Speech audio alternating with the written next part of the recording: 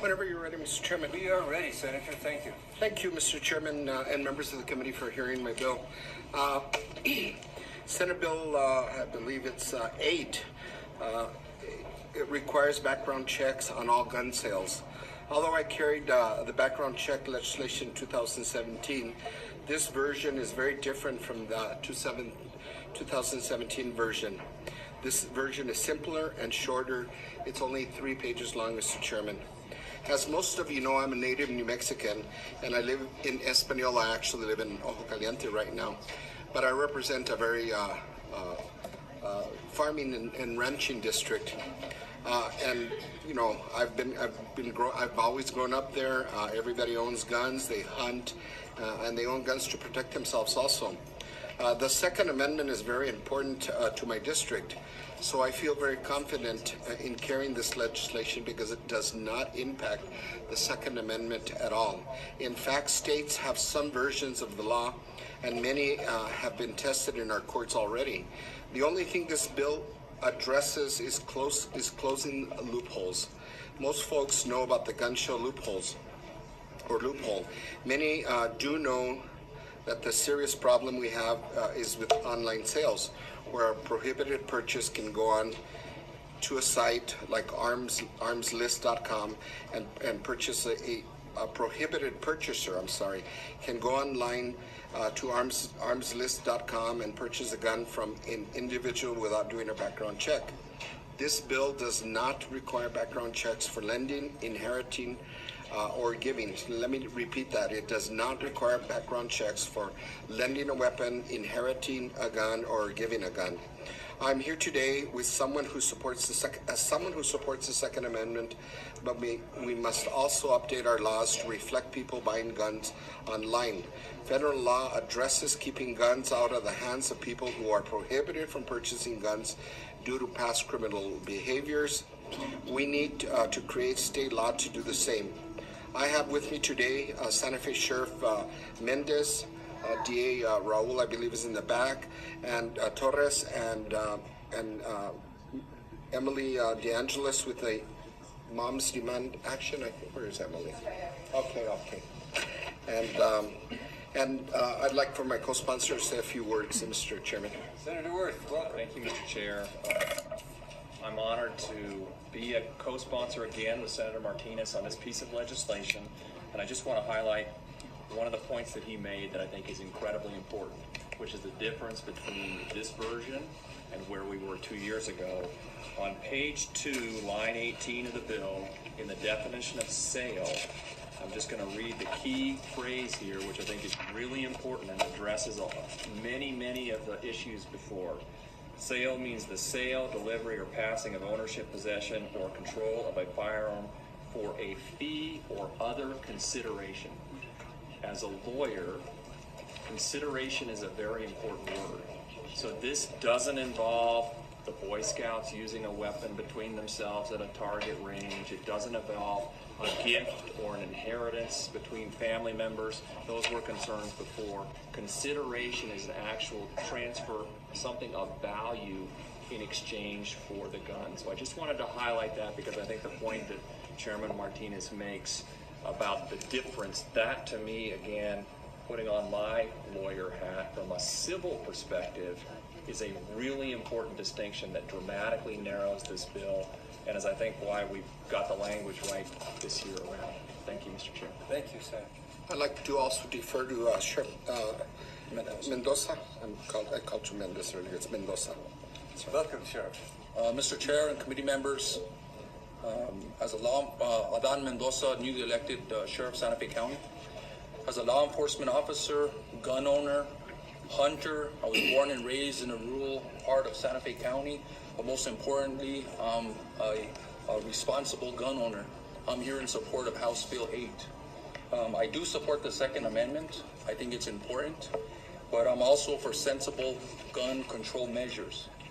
Background investigations are already in effect, and I think this is going to strengthen those regulations which are already that we already use today. House Bill 8 is the first step, in my opinion, in responsible gun ownership.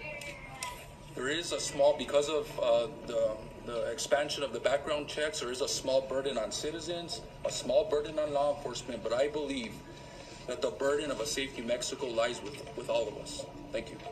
Thank you, Sheriff. Yes. Chairman Ortiz-Pino, members of the committee, I'm Emily DeAngelis. I'm the state chapter leader of Moms Demand Action here in New Mexico, which is a volunteer position. I live in Albuquerque, which is where the state chapter of Moms started with a few volunteers in 2014. We now have several thousand members across the state. We have volunteers working in Albuquerque, Santa Fe, Rio Rancho, Las Cruces, Silver City, Taos, Los Alamos, all over the state.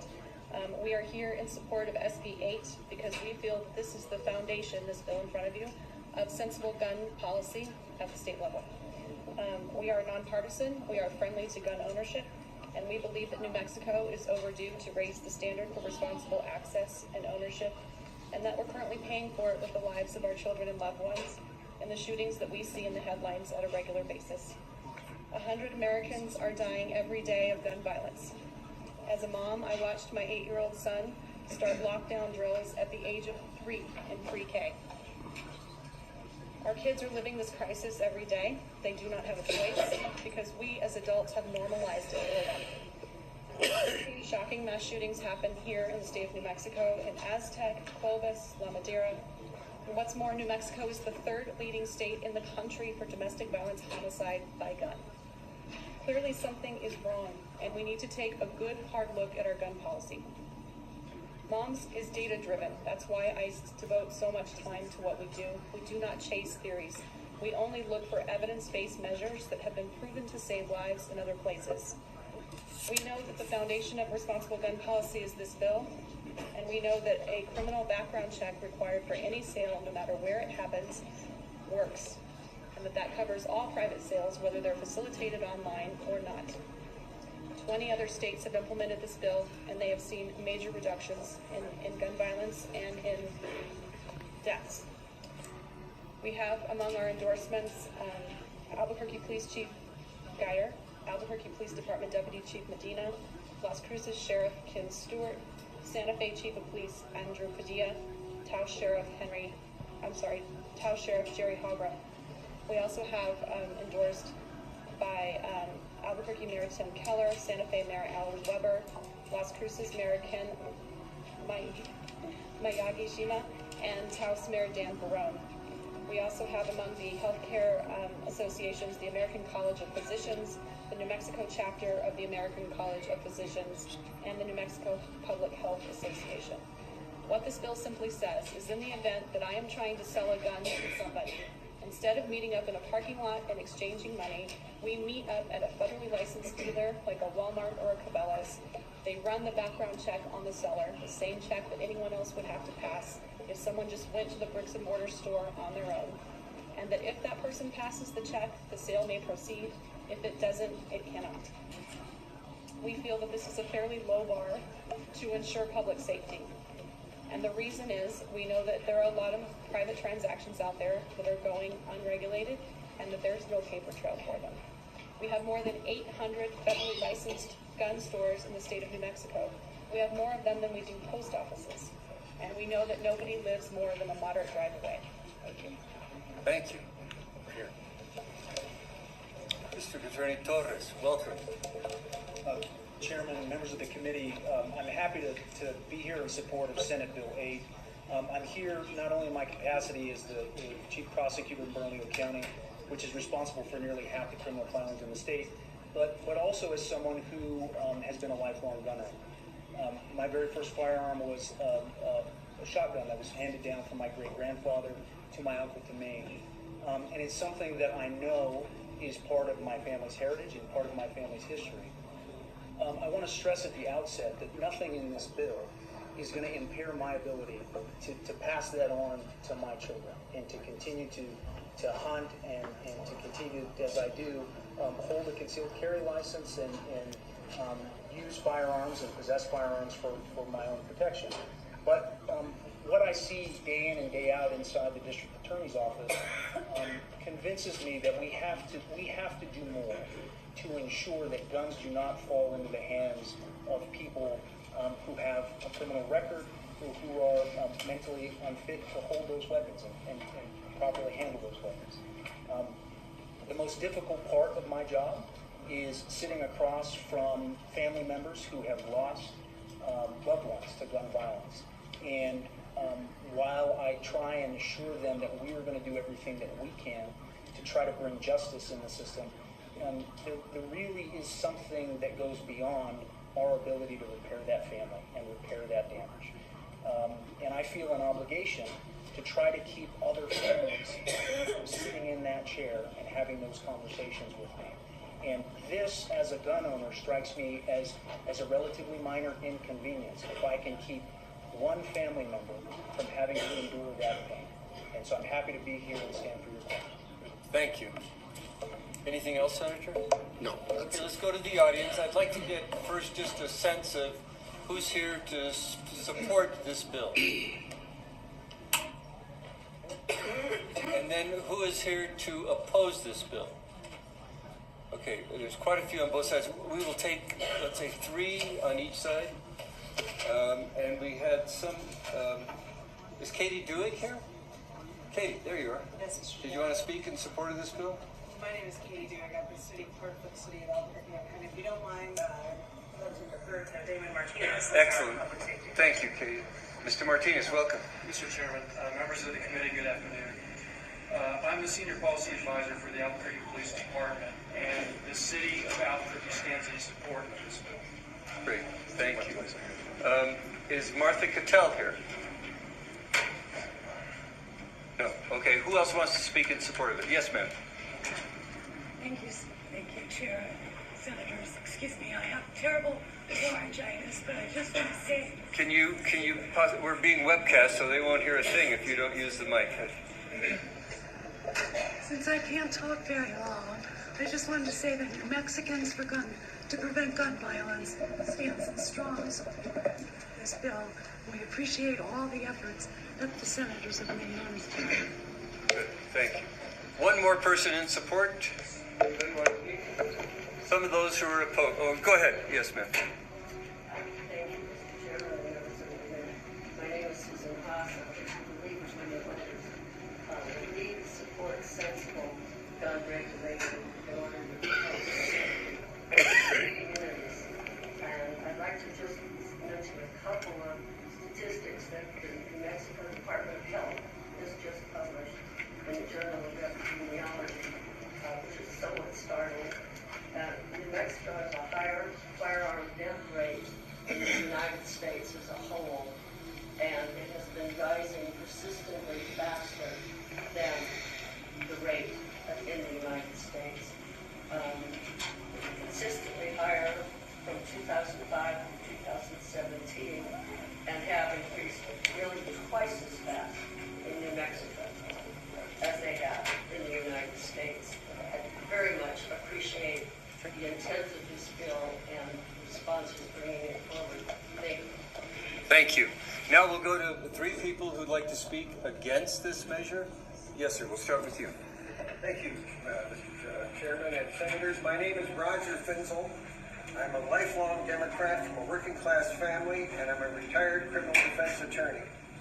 In 1973, as an organizer for the National Lawyers Guild, I went to Wounded Knee to assist in the defense of the people who had occupied their own land against the government of the United States, Native Americans. They were joined by Hispanics and blacks and whites, some of whom you may know, Senator Ortiz-Pepino. Alan Cooper was one of my clients.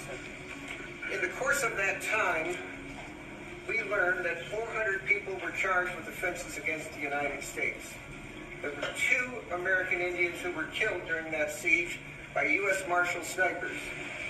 Not only were these people defending their land, their homeland, but the government of the United States was acting illegally at the time. It turned out that secretly, the entire occupation and activities of the United States government at Wounded Knee were directed by the Pentagon, Colonel Volney Warner. They provided the ammunition, they provided the direction, they provided everything to it. And because of that, more than half of the 400 people who were charged had their cases dismissed. They were charged with interference with the lawful performance of a U.S. Marshal during his official duties during Wounded Knee, and it was not lawful because they violated the Posse Comitatus Act, which says the military may not be used for civilian law enforcement.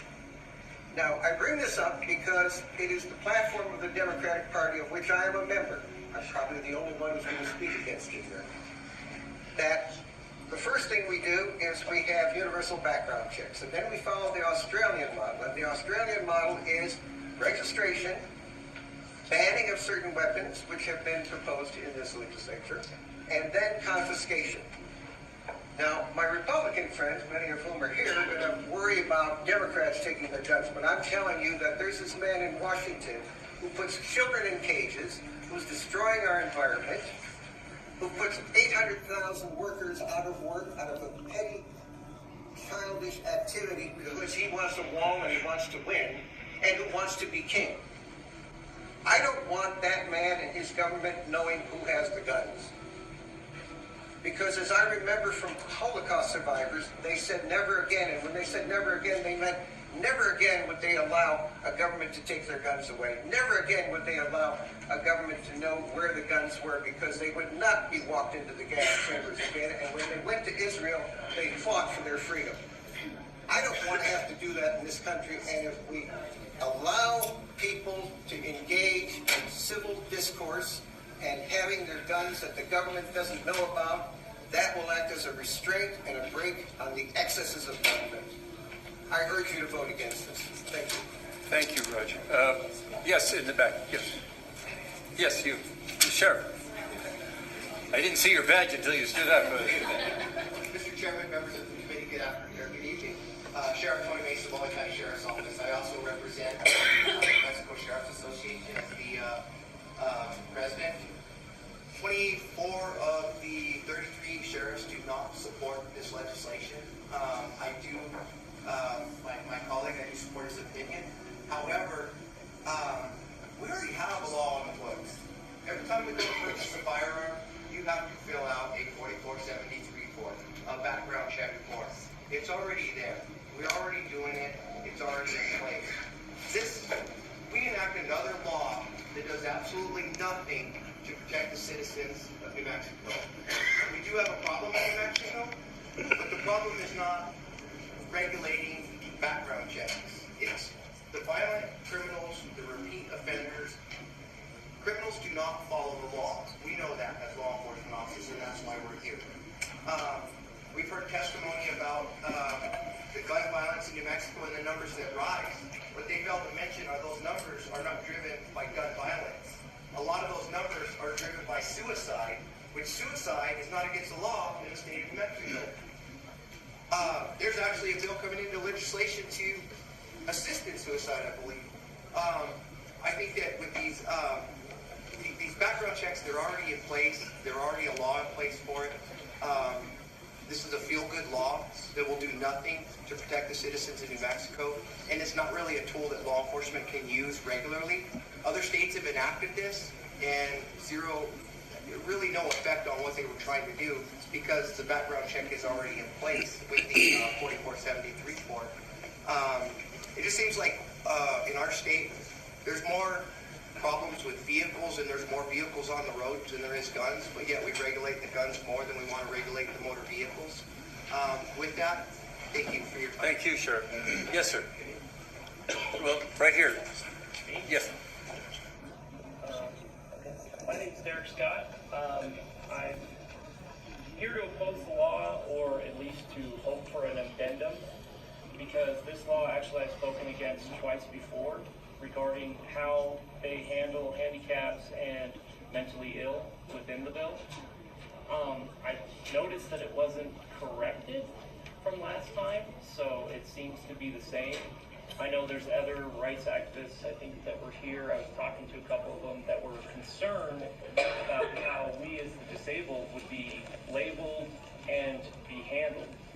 Also, you know, there's more bills that are going to be coming up to you that's going to be the same thing, that'll have the same issues that in New York, these same type of bills have been passed, and there's been veterans and disabled alike that have had their guns taken from them by force with gunpoint and taken away, and then they have to fight through the court to prove that they're sane or okay, because one of them was just depressed, and he only said it once to a counselor once, and after that he was fine, no problems, no issues. We're concerned as a handicapped community that this could be a sliding slope into a place where we don't want to see, as in we're the ones that seem to be the enemy in this state with all these bills, not just 8, but 48, and, well, the House has a whole bunch they're going through right now, but we're really concerned about these coming through and demonizing us. We don't understand why we're being demonized and why we're such the bad guys. Yes, there was mentally ill that fought and killed people. I understand that. It's a horrible issue, but you're going to take away the rights of a few because of one. It's very concerning, and like that man over there said, it's a slippery slope that we can go down and really have issues. I do want to offer an alternative, which I've offered 3 years in a row, is an insurance program instead. Because if you have insurance companies that have to insure you to have a gun, right, let's say, you have an insurance policy that they say, okay, they can, and I'll tell you, they'll do a better background check than the government ever will, because private concerns have more access to tools that governments doesn't have access to because of the legislation of the length of time to get to it. So my alternative, and I would like to talk to you, Ortiz Pino, and the others, is alternative bill to this, and something that would be more conducive to both sides, so that they can have both feel good. And I mean, the insurance they would love, because then they're insured from their gun getting stolen, or somebody, their child taking a gun going crazy, and or you can have also an issue where that means more background checks, and it slows down the ability of somebody who might have a mental issue from getting that gun immediately. So, that's my concern, is that this is a slippery slope, and we're going right back into it. And I've testified to this account in the House twice before, and so that's why I came to testify here with you, that this greatly concerns me the way it's worded. And then, if anything, give me a call. I can give you my phone number, my email, and we can work out at least modifying it. But, it just really scares me. It honestly scares me. Somebody coming into my house, taking my guns just because of who I am and because I've been disabled. And yeah, I've been depressed before, but I'm a prior law enforcement officer. I do weapons training. I've trained other people while I'm disabled, and trained how to use a gun disabled, because they want to protect themselves, because it's a doubling effect. If you understand, it would be a doubling effect in the sense of, if you don't have the gun, I can't really defend myself, but with a gun, it makes me allowed to defend myself from people that have tried to hurt me. And it's happened before. It's been on the news, actually. I got beat up myself and got a concussion from it. And so, it really just concerns me. I see that you want me to speed it up, so thank you. Thank you, Scott. Okay, members of the committee. Senator Brent, did you have something? Yeah, thank you, Mr. Chairman. I'm not going to take a whole lot of time and ask a whole lot of questions, because I already know how I'm voting, and so there's really not a lot of use. As you get in the front of the bill, page 1A, the way this reads, it sounds like that I can have someone over to my house, and we're going to get on the computer and check their criminal background. There's nothing in this bill that says I have to go to an FFL, right? And does the bill actually require that I go to an FFL? It just says I have to do a background check. Senator Worth or Senator Martinez, did you want to respond? I'm sorry. He's just saying there's nothing in the bill that requires Mr. Chair, Senator Brandt, if you look at that first paragraph, when it references the federal instant background check, that's done at an FFL, and so that you have folks that have both the paperwork and the access to this system, and so it's explicit in terms of its reference to that system. But I can't just do it. Mr. Chairman, Senator Brandt, no, you would have to go through the federal instant background check, and there's a definition in C1. And those are the 800 that you... And it lays out in C1, federal instant background check means a background check that meets the requirements of 18 U.S.C. Section 922T, and that does not indicate that a sale to the person receiving the firearm would violate 18 U.S.C. Section 922G or 18 U.S.C. Section 922N or any state law. Okay. And is there anything in this bill that requires FFLs to actually do this?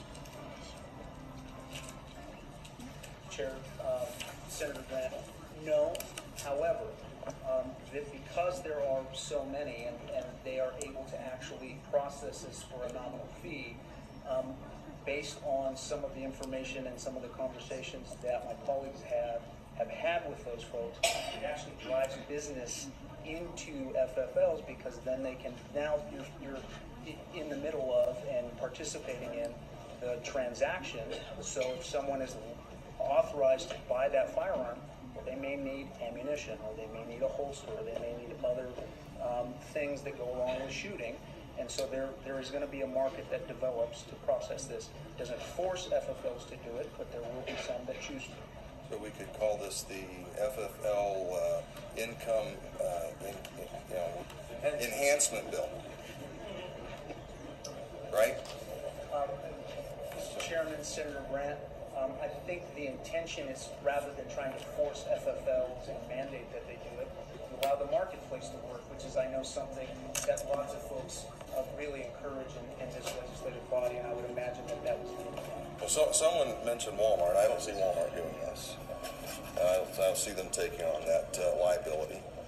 I don't see a lot of FFLs are not going to do this. Maybe you've found some that will, but I don't think a lot of them are. Now, the internet sells, if it's a legitimate source, you have to have that shipped to an FFL.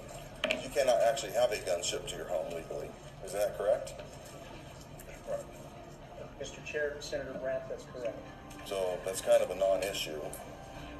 Okay, so I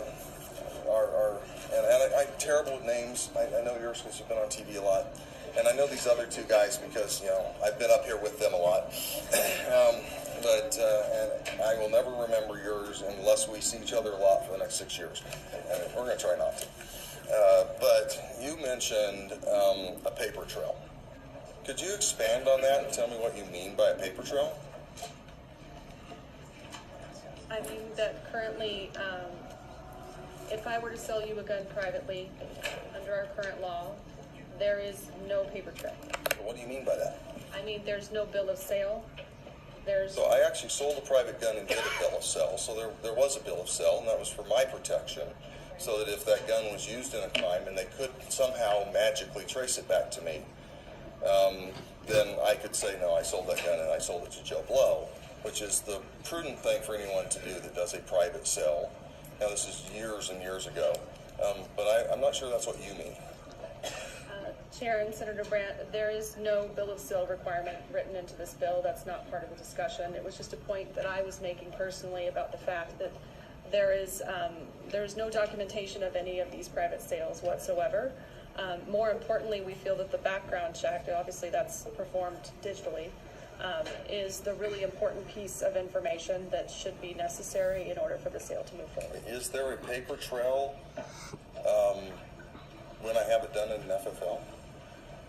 If you're going to a bricks and mortar FFL, I would assume as part of retail customary practices, yes, there would be. Mr. Torres, is that correct? Mr. Chair, Senator Brandt, there's no national registry. I know that's an issue that comes up a lot. When the ATF is doing investigations, for example, for straw purchasers, one of the first things they do if they recover that weapon is they go back to the FFL and ask to look through the records that they have, if they have them. And if they're in compliance, and they're supposed to be in compliance with those background checks and those things. I was a dealer for 30 years. What's that? Chairman, I can yield that. I was an FFL dealer for about 30 years, and I sold a gun to a Smith & Wesson pistol to an individual in Roswell, and I don't know how many years later it was, 12, 15 years later, it was stolen. The gun ended up in a bank robbery in Ohio, and a person killed with the gun, and they killed the guy that was shooting the gun.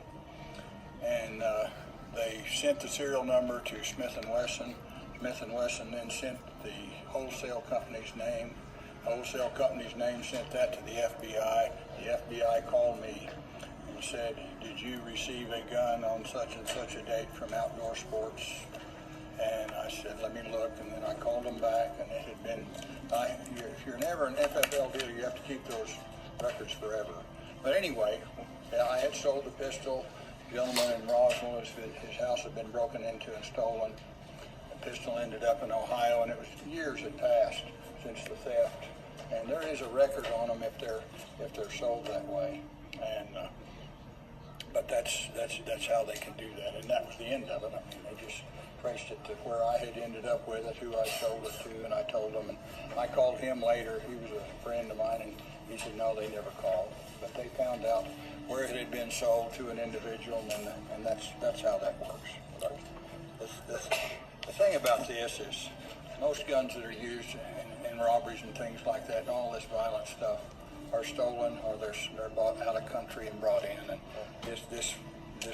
this will be an absolute nuisance for people, and people that are trying to do right will feel like they're breaking a law on this. And the theft of guns is what causes this stuff more than it's 99% of it. And unfortunately, I had one stolen this year out of my pickup, and it was locked and didn't seem to make any difference. They wanted it, so they broke through and got it. But anyway, it's I can't favor this bill because I just think it's something that would be absolutely futile to try to do. Thank you. So I don't have to ask a question now.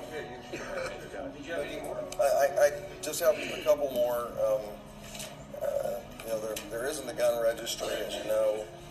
It is against the Brady Act in 1986. I remember that year because that's when I graduated from high school. So it's an easy year for me to remember. I did too. Oh. You actually graduated from high school? I was the first time I was socially promoted. Yeah, that's what I thought. So, I'm not sure what the paper trail means.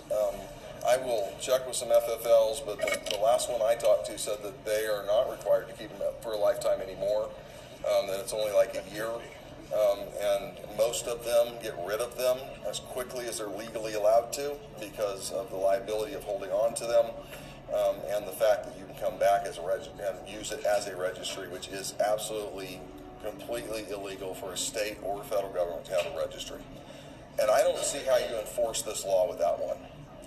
So all I have to do, D.A. Torres, is if you come to me and say, I know you used to own this gun because Joe Blow actually kept the FFL, and you bought this gun, it was stolen. Sorry. Did you report it? Nope, didn't. I didn't feel like it would ever, my insurance policy covers me, my limit's $1,000. I didn't feel the need to. And you can't do a thing. Because unless you can prove that I sold it without going through this hassle and paying out of my pocket to someone else, it's unenforceable. It's just an unenforceable law.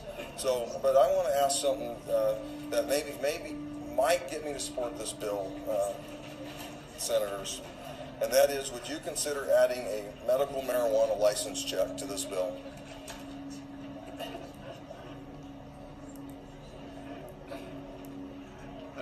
Because that is a felony to have a medical marijuana license and own a firearm.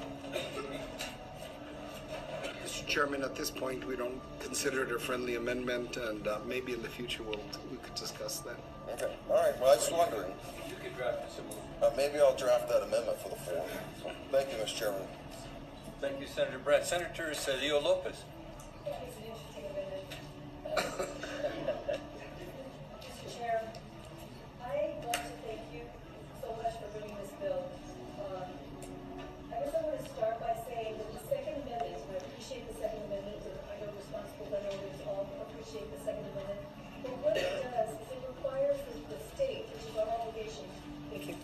It requires the state, us, the legislature, to strike a balance between the right to bear arms and gun safety. And in striking this balance, what I think about this bill is we have plenty of data to strike that balance.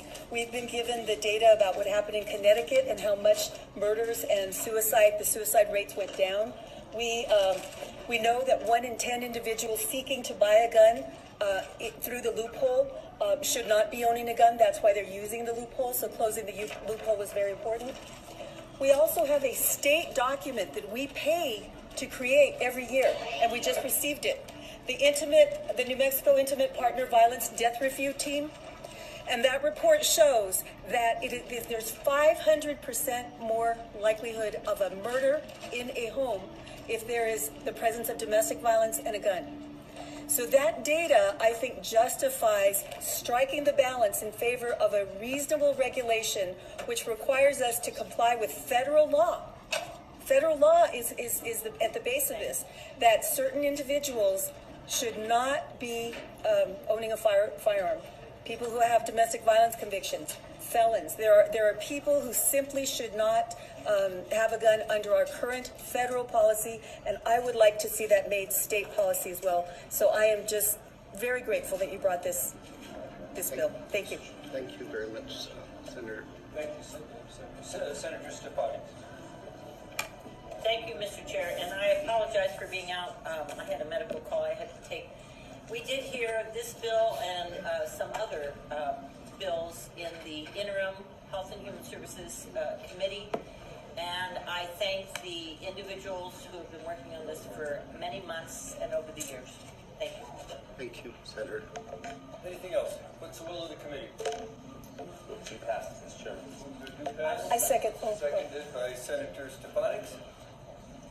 Any other discussion? We're going to vote. Okay. Clerk will call the roll. Senator Brandt? No. Sarah Gould? No. Sarah Engel? Pass? Do you want to pass? Mystery here. No. Sarah Cedillo Lopez? Yes. Sarah Steinborn? Yes. Sarah Stefanik? Yes. Sarah Ortiz-Pino? Yes, and you have a due pass from, but you've got a tough committee ahead, the Judiciary Committee. I hear they're really rough. Yeah. Thank you, Mr. Chairman, members of the committee, I appreciate it. I've got I don't know if you want me to come back.